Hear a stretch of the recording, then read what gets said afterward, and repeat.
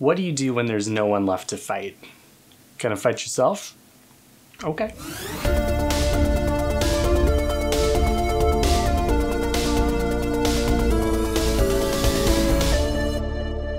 Hey everybody, I am Ted Kendrick. Welcome back to another episode of Graphic Content. Today we're talking about No One Left to Fight, which is a 5-issue series from Dark Horse Comics. It's written by Audrey Sitterson with art by Afikyo Asio, and this is an original series branded as the comic you always wanted. I didn't know that I personally wanted it, but I went to the comic book store with a friend of mine recently who saw it on the shelves because it's got these really cool, bright sort of oranges and teals and sort of neon color scheme that really popped from all the covers. Wanted to try out the first issue and it ended up being pretty cool, and so he asked me to put it on my pull list. So for the last 5 months I have been accidentally reading the series, but that just goes to show that it pays to be my friend in real life. I will hold comic books for you. So No One Left to Fight. This is basically Dragon Ball Z, but an original take on the Dragon Ball Z characters. You have so many characters in here that are essentially ripoffs of Dragon Ball Z. Your main character is Vale, who is the Goku of the book. He is the adventurer who's admired by everyone in the world, sort of martial artist, superhero, and he's got the same power set as Goku. He can charge up his energy blasts, do sort of a Kamehameha sort of move, and by the end of the last issue, he's able to go Super Saiyan in a way, where his hair turns blonde, golden, and he gets a lot more powerful against the enemy that way. So the story starts with Vale returning home to his friends and family. His friend Timur, who's kind of the Vegeta type because he's a little more angsty, he's not as powerful as Vale and kind of resents Vale for that, but he's a hero in his own right, is married to Krista, who is their childhood friend. Krista is also a skilled martial artist and she's a badass, which is why both Timur and Vale are really into her. They're both in love with her, but Krista is married to Timur and they're in love, so Vale's kind of got that going on in the background. The book itself is called No One Left to Fight because literally this is set in a world where Vale and Timur, they've gone out and they've literally defeated all the villains. There's no one left to fight, so it's kind of suggesting in a world of Dragon Ball Z type high fantasy martial arts magic and everything, what do these characters do when there's no one left to fight? So they're kind of bored, they feel discarded, like they're no longer useful in this world where all they've known is saving people and fighting. They have a bunch of character conflict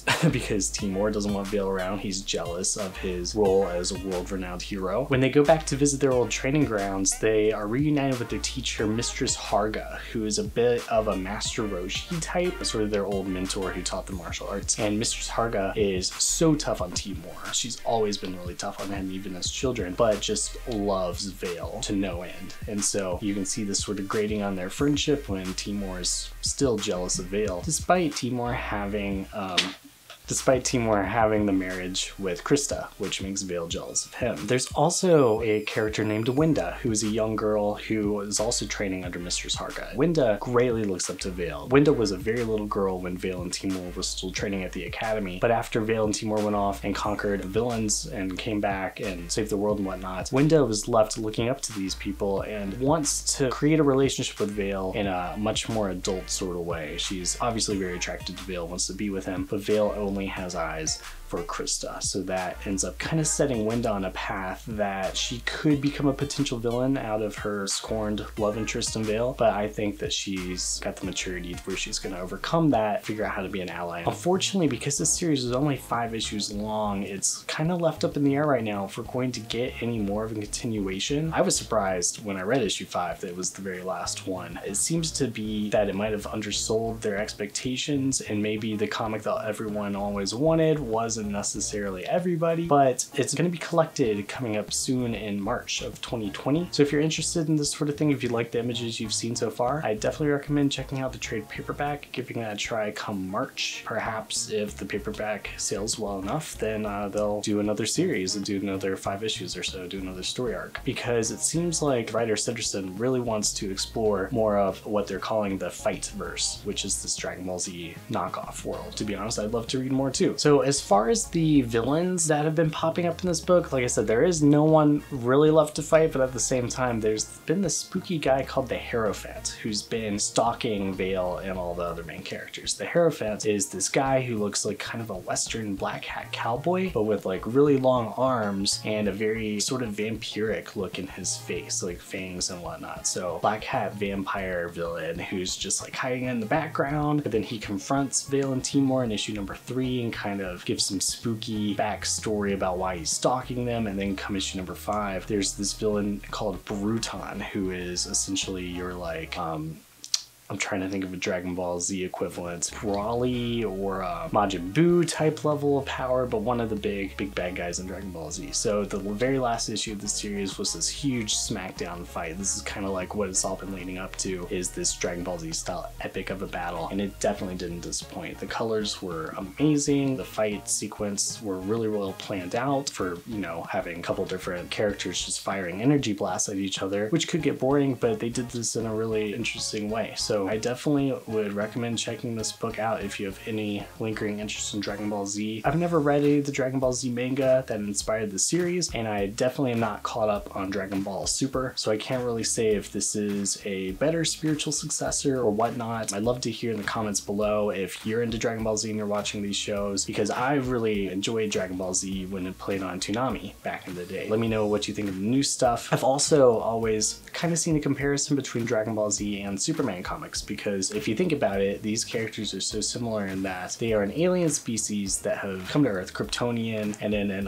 Dragon Ball Z's case, Saiyans. They are more powerful than humans, and they kind of integrate themselves in the culture, learn how to be compassionate to humanity, and use their powers for good. If you think about Superman's supporting cast and Goku's supporting cast, you see a lot of similarities between like maybe Piccolo and the Martian Manhunter. Gohan is kind of similar to Jonathan Kent. Vegeta is a bit like Batman, and so if you really think about it hard enough, you can see a lot of similarities between Goku and Superman, which I've always, if I have the chance to write a Superman comic, I'd love to kind of mine that idea and kind of look towards Dragon Ball Z as to what sort of ideas I might bring to a Superman book. It's always been a really similar character, and at least in No One Left to Fight, Vale and Timur are as close to Goku and Vegeta as you're gonna get outside of a Dragon Ball series. So yeah, I really hope Audrey Sitterson can bring back the series in some sort of format. It's kind of disappointing me that Dark Horse Comics only gave them 5 issues, but I can understand when you're trying out a new series and the readership isn't there. I haven't looked at the numbers, but I can only assume that that's why. But they might have ended prematurely. So read that trade paperback when it comes out in March. Give them your money if you want to see something like this continue. I know I would definitely love to continue reading it myself. No One Left to Fight. These colors are amazing. Check this book out. I'm sure you can get it on Comixology. You'll probably pre-order the trade paperback as well. Look into the other projects Audrey Sitterson and Vicky Osio have done as well. Probably cut that last part. I don't actually know the projects they've done.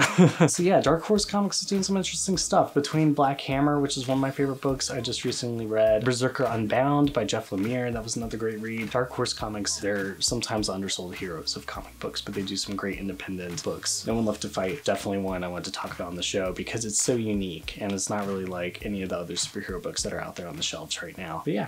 This episode's not quite finished. James told me it wasn't long enough, so we're gonna do a special lightning round of comic book reviews for just the tail end of this episode. So I'm gonna talk about a few things that came out last month. They're super recent, and they're all really awesome things that DC Comics released. So just really quickly, Doomsday Clock number 12. This finished up a nearly 2.5-year run from Jeff Johns and Gary Frank, bringing the Watchmen characters into the DC universe. Dr. Manhattan and Superman go head to head. Dr. Manhattan does not know if this fight will lead to the destruction of the universe or just his own death. For such a long series, I thought this was a really satisfying ending. It's worth a read if you're any fan of DC Comics with Watchmen characters. There's going to be a nice hardback copy coming out in the next couple months, and it also just sets the DC universe up for really interesting stories over the next couple of years. It has a whole page, drops hints about what Superman will be up to, what some of the other characters might experience, specifically referencing a new crisis coming in 2020 that will be called Time Masters. And if you've been following the events of the Tales of the Dark Multiverse Multiverse books, or maybe the Flash Forward book with Wally West, or Sideways from the New Age of Heroes, you might have picked up on this Tempest Fugonaut character. These other Fugonauts, I think that these are going to be the new Time Masters that might be explored in this new Crisis. So those books are going to be ones to watch out for as far as hints to the new Crisis will go. And the tail end of Scott Snyder's Justice League series. Speaking of which, Year of the Villain Hell Arisen. This is a series spitting out of Scott Snyder's Justice League, as well as the